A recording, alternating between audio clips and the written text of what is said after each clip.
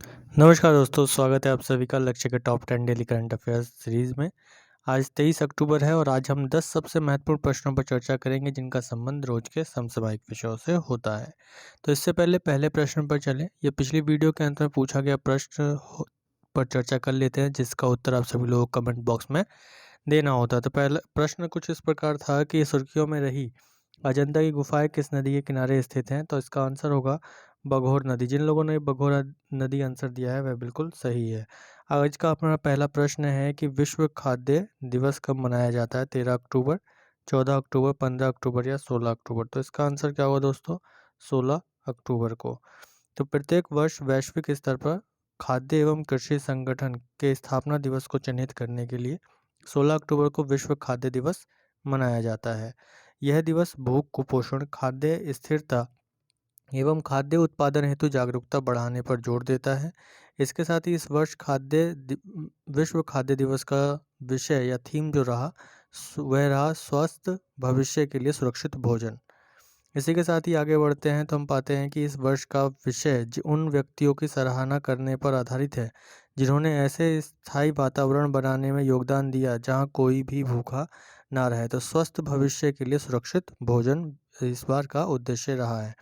FAO की बात करें, यानी कि खाद्य और कृषि संगठन की बात करें, तो संयुक्त राष्ट्र संघ की सबसे बड़ी विशेषज्ञता प्राप्त एजेंसियों में से एक है, जिसकी स्थापना वर्ष 1945 में कृषि उत्पादकता और ग्रामीण आबादी के जीवन निर्वाह की स्थिति में सुधार करते हुए पोषण तथा जीवन स्तर को उन्नत बनाने के उद्देश्य से की गई थी।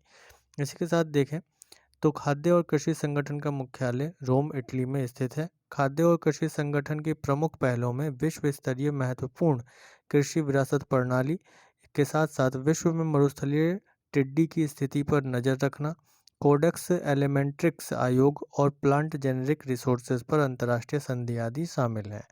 भारत में 4 विश्व स्तरीय महत्वपूर्ण कृषि विरासत प्रणालियां हैं, जिसमें कुट्टनाद केरल, ग्रैंड एनिकट तमिलनाडु, कोरापुट ओडिशा, केसर जम्मू कश्मीर। तो इसी के साथ ही चलते हैं वीडियो के अगले और एक और महत्वपूर्ण प्रश्न पर। अगला प्रश्न है कि किस देश की सेना ने कैम्ब्रियल पेट्रोल अभ्यास में स्वर्ण पदक जीता? ऑप्शन है भारत, श्रीलंका, ब्रिटेन, कनाडा। तो इसका आंसर क्या होगा? भारत। हाल ही में भारतीय सेना की गोरखा राइफल्स की फ्रंटियर फोर्स को बेल्स यूके में आयोजित कैम्ब्रियन पेट्रोल अभ्यास में स्वर्ण पदक से सम्मानित किया गया। यह एक वार्षिक अंतर्राष्ट्रीय सैन्य पेट्रोलिंग अभ्यास है और इसे विश्व भर की सेनाओं के बीच सैन्य पेट्रोलिंग ओलंपिक के रूप में आयोजित किया जाता है। इसे तकरीबन 40 वर्ष पूर्व बेल्स प्रादेशिक सेना के सैनिकों के एक समूह द्वारा स्थापित किया गया था, जिन्होंने कैम्ब्रियन पर्वत पर लंबी दूरी की मार्चिंग की सुविधा हेतु इसे एक प्रशिक्षण कार्यक्रम के रूप में स्थापित किया था। इसके अंतर्गत टीमों को सभी जो देश इसमें शामिल होती हैं उनकी टीमों को 48 घंटे में भी कम समय में 50 मील से के कोर्स को कवर करना होता है, जबकि इसमें कई अन्य प्रकार के सैन्य अभ्यास भी शामिल हैं जो पूरे बीहड़ कैम्ब्रियन पहाड़ों और मध्य वेल्स यूके के दलदली क्षेत्र में आयोजित किए जाते हैं। इसी के साथ ही देखें तो भारत और यूनाइटेड किंगडम के बीच संयुक्त अन्य अभ्यास कौन कौन से हैं? नौसेना अभ्यास कोंकण अभ्यास के रूप में जाना जाता है, वायुसेना इंद्रधनुष अभ्यास है, थल सेना अजय वॉरियर अभ्यास है। तो इसी के साथ अगर हम इस मैप पर देखें तो ये यूनाइटेड किंगडम का मानचित्र है और इसमें यहाँ पर वेल्स है। वेल्स में आपको स्पष्ट रूप से यहाँ पर दिख रहा है कैम्ब्रियन माउंटेन। तो कैम्ब्रियन माउंटेन पर यह आयोजित किया जाता है युद्धाभ्यास। तो इसी के साथ ही चलते हैं वीडियो के अगले और एक और महत्वपूर्ण प्रश्न पर। तो अगला प्रश्न है कि 17वां भारत अमेरिका संयुक्त सैन्य अभ्यास युद्ध अभ्यास 2021 का आयोजन कहाँ किया जाएगा? अलास्का, न्यूयॉर्क, देहरादून या चेन्नई? तो इसका आंसर होगा अलास्का। हाल ही में 17वां भारत अमेरिका संयुक्त सैन्य अभ्यास युद्ध अभ्यास 2021 का आयोजन अलास्का, अमेरिका में संयुक्त वेल्स एल्फ्रोर्ड रिसर्चेंट में किया जाएगा। फरवरी 2021 में इस अभ्यास के पिछले संस्करण का आयोजन बीकानेर के महाजन फील्ड फायरिंग रेंज राजस्थान में किया गया था। इस अभ्यास की शुरुआत वर्ष 2004 में American army Pacific partnership programme के तहत की गई थी। इस अभ्यास का आयोजन दोनों देशों के बीच बारी बारी से किया जाता है। भारत और अमेरिका के बीच में अन्य युद्ध अभ्यासों की बात करें तो टाइगर ट्रायम्फ अभ्यास मानवीय सहायता और आपदा राहत के लिए किया जाता है। वज्र प्रहार अभ्यास विशेष बलों के बीच होने वाला सैन्य अभ्यास है। कोप इंडिया ये वायुसेना का अभ्यास है। मालाबार अभ्यास जिसमें भारत, अमेरिका, जापान और ऑस्ट्रेलिया का चतुर्भुज यानी कि क्वाड नौसैनिक अभ्यास होता है। इसी तरीके से रेड फ्लैग भारत का अमेरिका का बहुपक्षीय हवाई अभ्यास है जिसमें भारत भी हिस्सा लेता है। अगला प्रश्न है कि हाल ही में भारतीय सेना और किस देश के मध्य संयुक्त सैन्य अभ्यास मित्र शक्ति का आयोजन किया गया? बांग्लादेश, श्रीलंका, नेपाल, भूटान। तो आंसर होगा श्रीलंका। हाल ही में भारतीय सेना और श्रीलंकाई सेना के बीच संयुक्त सैन्य अभ्यास मित्र शक्ति का 8वां संस्करण श्रीलंका में आयोजित किया गया। मित्र शक्ति सैन्य अभ्यास का 7वां संस्करण वर्ष 2019 में पुणे, महाराष्ट्र में आयोजित किया गया था। इस श्रीलंकाई सेना द्वारा किया जाने वाला सबसे बड़ा द्विपक्षीय अभ्यास है और भारत तथा श्रीलंका की बढ़ती रक्षा साझेदारी का यह महत्वपूर्ण हिस्सा भी है। इसके अतिरिक्त नौसैन्य अभ्यास जिसे सिलिनेक्स कहा जाता है, ये श्रीलंका और भारत के मध्य आयोजित किया जाता है।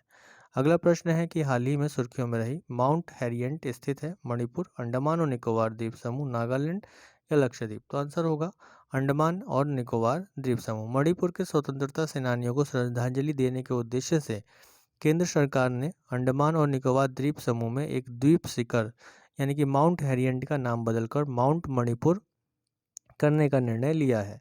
इस संबंध में घोषणा करते हुए गृह मंत्री ने कहा कि मणिपुर ने वर्ष 1857 की क्रांति में के दौरान और 1891 में पूर्वोत्तर में अंग्रेजों का विरोध करने में महत्वपूर्ण भूमिका निभाई थी। यह एकमात्र ऐसा राज्य था जिसने अपना संविधान भी लागू किया था।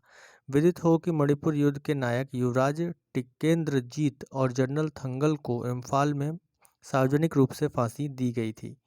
इसी के साथ ही देखें तो माउंट हैरियट जो अब माउंट मणिपुर है, अंडमान और निकोबार द्वीप समूह की तीसरी सबसे ऊंची द्वीप चोटी है, जहां एंग्लो मणिपुरी युद्ध के दौरान मणिपुर के महाराजा कुलचंद्र सिंह और 22 अन्य स्वतंत्रता सेनानियों को कैद किया गया था।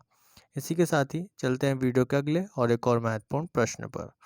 अगला प्रश्न है कि हाल ही में किसने आयुध निदेशालय के पहले महानिदेशक के रूप में कार्यभार संभाला है? E.R. शेख, M. सिन्हा, सुरेश कुमार या कमल नारायण? तो आंसर होगा E.R. शेख। हाल ही में E.R. शेख ने आयुध निदेशालय के पहले महानिदेशक के रूप में कार्यभार संभाला है। यह आयुध निर्माणी बोर्ड की समाप्ति के बाद नवनिर्मित इकाई है। E.R. शेख 1984 बैच के एक भारतीय आयुध निर्माणी सेवा के अधिकारी रहे हैं। रक्षा मंत्रालय के अनुसार आयुध निदेशालय आयुध निर्माणी बोर्ड का उत्तराधिकारी संगठन है। भारत सरकार ने 1 अक्टूबर 2021 को आयुध निर्माणी बोर्ड को भंग कर दिया था और उसकी समग्र संपत्ति प्रबंधन कर्मचारियों को 7 नव स्थापित रक्षा सार्वजनिक क्षेत्र के उपक्रमों में स्थानांतरित कर दिया गया था। इसी के साथ ही देखें तो केंद्र सरकार के निर्णय के मुताबिक देश भर में 41 कारखानों की रक्षा सार्वजनिक क्षेत्र के 7 नए उपक्रमों में बदल दिया गया है। नवनिर्मित संस्थाएं भारत सरकार के 100% स्वामित्व में होंगी। ये संस्थाएं उत्पादों के विभिन्न कार्य क्षेत्रों के लिए जिम्मेदार होंगी, जैसे कि गोला बारूद और विस्फोटक समूह गोला बारूद का उत्पादन करेंगे, जबकि एक वाहन समूह रक्षा गतिशीलता और लड़ाकू विमानों के उत्पादन में संलग्न होगा। इसी के साथ ही चलते हैं वीडियो के अगले और एक और महत्वपूर्ण प्रश्न पर कि हाल ही में किसे अर्थशॉट पुरस्कार के लिए चुना गया? राजीव नायर, सुरेश जहांगीर, विद्युत मोहन और रवि कुमार? तो इसका आंसर होगा विद्युत मोहन। दिल्ली के उद्यमी विद्युत मोहन को हाल ही में अर्थशॉट पुरस्कार के लिए चुना गया है। उन्होंने यह पुरस्कार अपनी नवीन तकनीक के लिए जीता है जो ईंधन बनाने हेतु कृषि अपशिष्ट का पुनर्चक्रण करती है। अर्थशॉट पुरस्कार 2021 भारतीय विजेता की बात करें तो क्लीन आवर एयर कृषि अपशिष्ट को उर्वरक में बदलने हेतु बनाई गई एक पोर्टेबल मशीन है ताकि किसान अपने कृषि अपशिष्ट को खेतों में न जलाएं। इससे वायु प्रदूषण में कमी हो सकेगी। यह तकनीक फसल अवशेषों को ईंधन और उर्वरक जैसे बिक्री योग्य जैव पदार्थों में या जैव उत्पादों में बदलने में मदद करेगी। इसी के साथ ही देखें तो यह तकनीक धुएं और कार्बन के उत्सर्जन में 98% तक कमी करती है। कृषि अपशिष्ट को जलाने से वायु प्रदूषण होता है, जिससे कुछ क्षेत्रों में जीवन प्रत्याशा 1 दशक तक कम हो गई है। इसी के साथ ही चलते हैं वीडियो के अगले और एक महत्वपूर्ण प्रश्न पर कि हाल ही में कौन सा देश उष्णकटिबंधीय तूफान कोम्पासू की चपेट में आया? Indonesia, Thailand, Philippines, Malaysia. तो आंसर होगा फिलीपींस। उष्णकटिबंधीय तूफान कोम्पासू ने फिलीपींस को प्रभावित किया और इसके कारण कम से कम 19 लोगों की मौत हुई। फिलीपींस में 14 अन्य लोगों के लापता होने की भी खबर है। इसने हांगकांग और वियतनाम को भी पार किया और नुकसान पहुंचाया है। इसी के साथ ही अगला प्रश्न है हमारा कि डॉक्टर एपीजे अब्दुल कलाम प्रेरणा स्थल का उद्घाटन किस शहर में स्थित नौसेना विज्ञान और प्रौद्योगिकी प्रयोगशाला में किया गया? भुवनेश्वर, विशाखापट्टनम, कन्याकुमारी या मध्य अंडमान। तो इसका आंसर क्या होगा दोस्तों? विशाखापट्टनम। नौसेना विज्ञान और प्रौद्योगिकी प्रयोगशाला विशाखापट्टनम में डॉक्टर एपीजे अब्दुल कलाम प्रेरणा स्थल का उद्घाटन किया गया। इसका उद्घाटन भारत रत्न डॉक्टर एपीजे अब्दुल कलाम की 90वीं जयंती के अवसर पर और आज़ादी का अमृत महोत्सव मनाने के लिए किया गया। एनएसटीएल रक्षा अनुसंधान एवं विकास संगठन की प्रमुख नौसैनिक अनुसंधान प्रयोगशाला भी है। तो इसी के साथ चलते हैं वीडियो के अगले और महत्वपूर्ण प्रश्न पर कि कौन व्यक्ति हाल ही में प्रधानमंत्री फसल बीमा योजना के नए सीईओ बने? अभिमन्यु गोयल, रितेश चौहान, राकेश त्रिपाठी, आदित्य सेन। तो इसका आंसर क्या होगा? रितेश चौहान। केंद्र सरकार ने हाल ही में रितेश चौहान को प्रधानमंत्री फसल बीमा योजना का नया मुख्य कार्यपालक अधिकारी नियुक्त किया है। इसके अलावा वरिष्ठ नौकरशाह मीरा मोहंती को प्रधानमंत्री कार्यालय में संयुक्त सचिव भी नियुक्त किया गया है। प्रधानमंत्री फसल बीमा की बात करें तो प्रधानमंत्री फसल बीमा योजना वर्ष 2016 में कृषि एवं किसान कल्याण मंत्रालय के अंतर्गत प्रारंभ की गई थी। यह फसल के नष्ट होने की दशा में किसानों को व्यापक बीमा कवर प्रदान करती है तथा किसानों की आय को स्थिर बनाए रखने में मदद करती है। तो ये थे आज के हमारे 10 सबसे महत्वपूर्ण प्रश्न। आज का हमारा अंत में पूछा जाने वाला प्रश्न है कि हेनले पासपोर्ट सूचकांक में भारत का क्या स्थान रहा? 82वां, 90वां, 96 या 100वां। तो यहाँ तक आप लोगों को प्रश्न अच्छे लगे हों तो लाइक, शेयर और सब्सक्राइब करना ना भूलें और कमेंट में ज़रूर बताएं कि आपके कितने प्रश्न सही हुए हैं। तो वीडियो को अंत तक देखने के लिए बहुत बहुत धन्यवाद। लाइक, शेयर और सब्सक्राइब करना ना भूलें। धन्यवाद।